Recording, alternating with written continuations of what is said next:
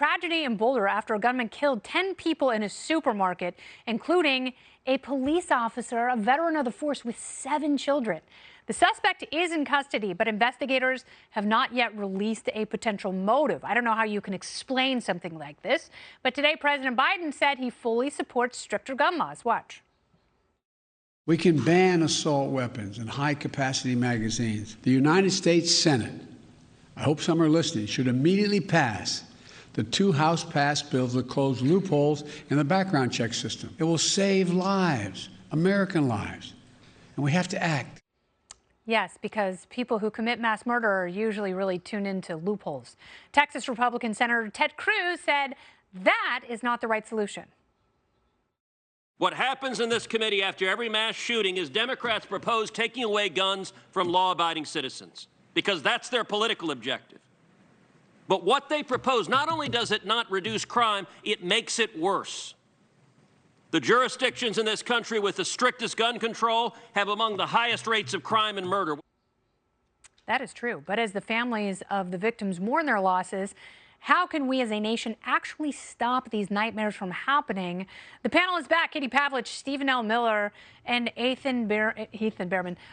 Katie, let us begin talking about what is the true goal here? Because if you talk to gun owners, they say it's impossible to get ammunition. And if you look at the laundry list of what Democrats want now, it stigmatizes mental illness. It dissuades people from seeking mental health treatment. And it also leaves people in minority communities very vulnerable when police don't show up for 911 calls who want to protect themselves. Yeah, Kennedy, the agenda for Democrats is control. And Joe Biden made that statement today and admitted for a sentence or two that he didn't have all of the facts, they didn't know what was happening, but then prescribed a policy and asked for the government to pass legislation to go after the Second Amendment rights of people who don't do what happened in Colorado. And when you have people like Joe Biden prescribing policy or legislation or taking executive action when they don't have all of the facts, there are unintended consequences, especially when it comes to people's civil liberties. And we've heard a lot from the media today, and a lot of blue check marks on Twitter are deleting tweets saying this guy was white, this is about white supremacy, gun owners are all about white supremacy. Well, if you take a look at the stats from last year, there are 8 million new gun owners in this country.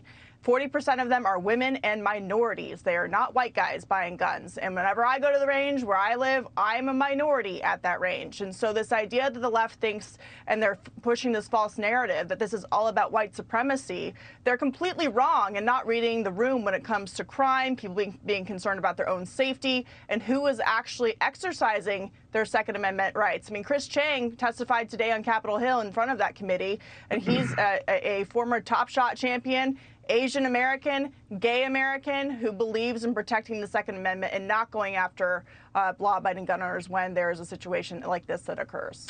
Yeah, and Greg Gutfeld made a really good point today on the 5. He said, the horses left the barn, Ethan. The guns are on the streets. So you could have all the gun control you want. There's no way to put the toothpaste back in the tube.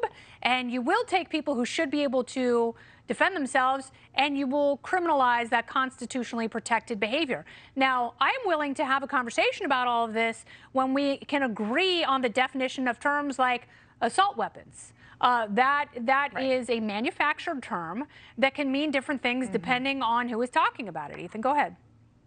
Yeah, this is not that complicated, really. What it is you have a well-funded group on the right who just says do nothing about it. Look, remember St. Justice Scalia in the Heller decision in Section 3 says we can regulate this, and they've been regulated, and it's heavily regulated in many areas. And actually, your statistic about mortality and injury rates in high gun law or restricted gun law jurisdictions like states of California are actually lower when you isolate it down to individual municipalities, which is a fraudulent way to look at it. Then yes, of course you can say it might be inconvenient. It is not fraudulent. Like Chicago. Yeah.